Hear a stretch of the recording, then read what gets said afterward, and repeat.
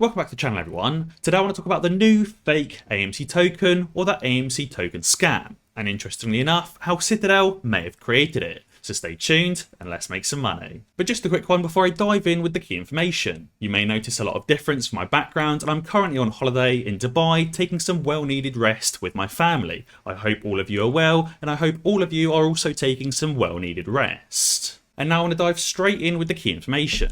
So, you may have noticed on Twitter the other day this new page popping up called the AMC token. They started by saying that hashtag LMNOP is not a real stock, and it's not a real ticker symbol, and it's fake. Now, I'm sure many of you true apes that watch my YouTube videos will know that LMNOP was never a real stock, and it was designed intentionally to mislead Citadel and to mislead their algorithmic abuse. Obviously, if we can distract Citadel's algorithm away from AMC and from GameStop towards fake tickers like LMNOP, it'll obviously be good for AMC because their algorithms and their ladder attacks won't be focused so heavily towards AMC. But the AMC token page said they're trying to keep the attention away from AMC and GameStop and other cryptocurrencies, so don't fall for that.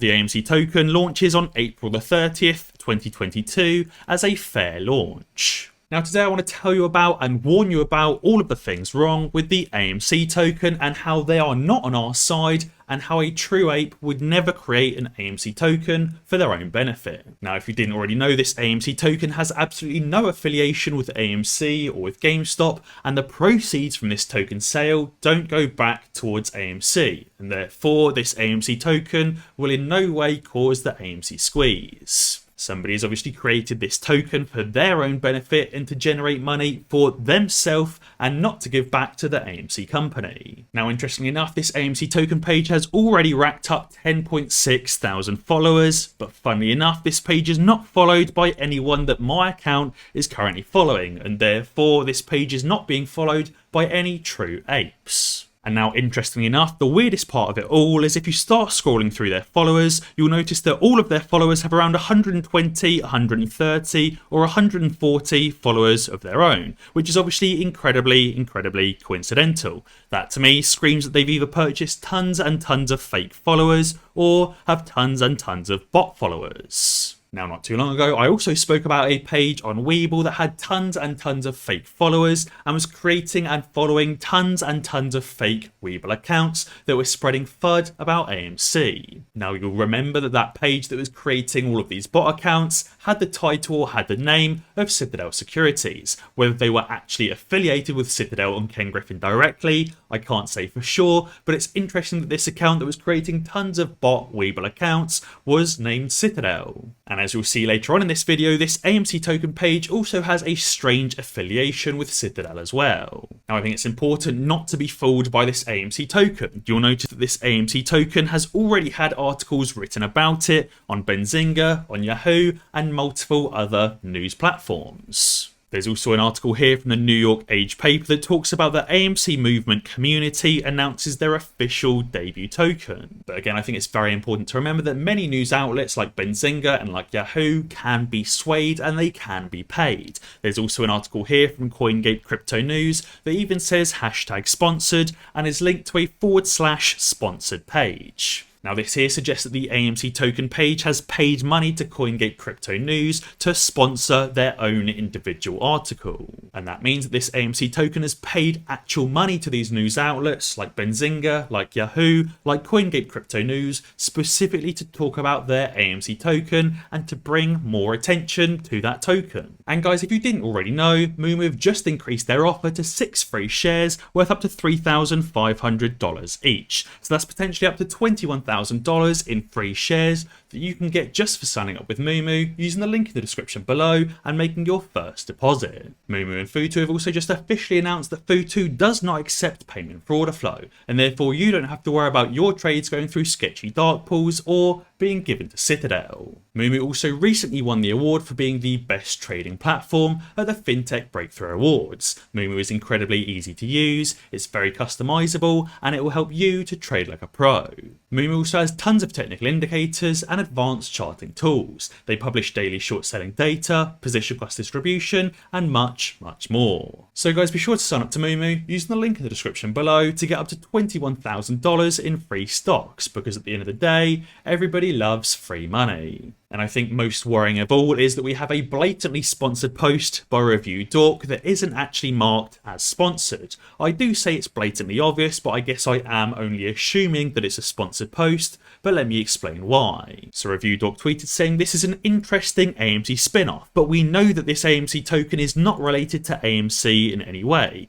He said TAMC will have a max supply of 513 million tokens with fair launch. Basically, supply and demand driven. Are apes creating their own mother of all short squeezes? And Review Dork was also very quick to support and to defend this AMC token as well. Donna replied saying this is not good, don't buy into that. And Review Dork said the article specifically says it's a coin developed not by AMC and it's designed so that rug pulls do not happen. He's obviously trying to protect and trying to support and trying to defend this token, much like he would be doing if this was a sponsored post. Now again, you may notice from my videos that I make sponsored posts all the time, but obviously I always disclose that these are sponsored posts either in the video itself or in the description down below. And I always make sure that I'm not promoting anything that's directly or indirectly affecting AMC. And as Trey said, nah, it's just another rubbish crypto coin. And Spence also said that it's funny how people have noticed that the AMC token was created in a WeWork facility where multiple Citadel employees currently work and where multiple Citadel employees currently hold titles. And therefore potentially Citadel, or at least somebody affiliated with Citadel, was responsible for creating the AMC token. Now obviously this would make sense because if tons and tons of apes sold their AMC shares to purchase this AMC token, then obviously AMC would fall, and that's exactly what Citadel wants. Again, if tons and tons of apes spent their hard-earned money on this AMC token, instead of buying more AMC shares, again, it would reduce AMC's momentum and would make Citadel's life easier. But fortunately, Akuntex did some investigative work and realised that the domain that the AMC token was using was hosted by Namecheap, and tweeted at Namecheap and said, "Do you accept crypto scammers as your customers? This domain is registered with you." Unfortunately enough, Namecheap were quick to respond and said, "Hello, we've suspended the abusive service and therefore obviously do not support crypto scammers trying to scam hardworking apes out of their hard-earned money." And now I also wanted to talk about Elon Musk's attempted purchase of Twitter and what this means for free speech, and interestingly enough how this all links back to Citadel. So you may know that Elon Musk recently made an offer to purchase Twitter for $54 per share, which is higher than Twitter's current traded price, but I suppose is lower than Twitter's all-time high. So Twitter and the Twitter board have said that they have employed Goldman Sachs to help them consider this offer, but they do think that they are going to decline Elon Musk's offer.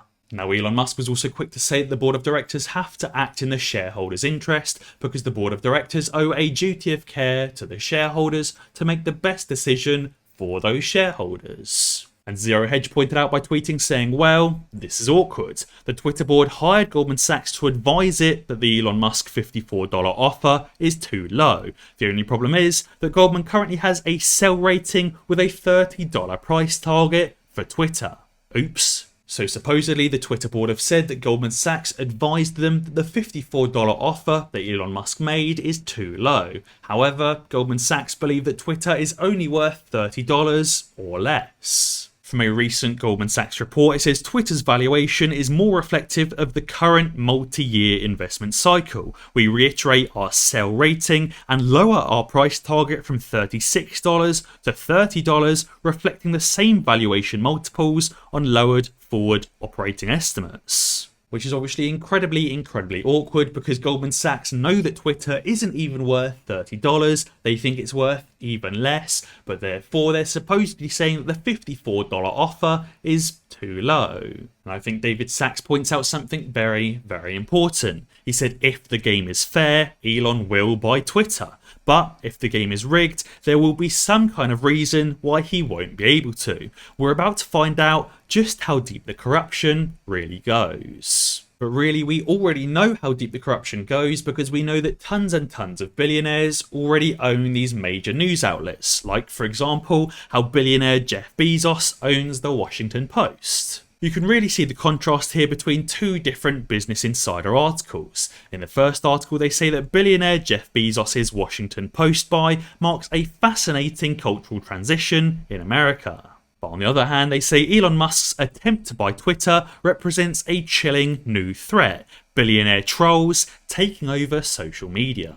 So it's absolutely fine when billionaires like Jeff Bezos purchase major news outlets like the Washington Post, but somehow it's a meme and how it's a troll when Elon Musk attempts to buy a social media platform. Now, I would really like to see the game actually being fair and allowing Elon Musk to purchase Twitter and to promote freedom of speech, but somehow I just don't think it will be fair, as by now we know that the game is rigged. All Elon Musk wants to do is purchase Twitter and promote freedom of speech, but we're already seeing tons and tons of pushback from verified accounts on Twitter and potentially current Twitter employees that are saying that they do not want Elon Musk to purchase the company, and for some reason they do not want to promote free speech. But to link it all back together, and scarily enough, as Roy Jenkins tweets, he says, "I could be wrong, but isn't Citadel long on Twitter?"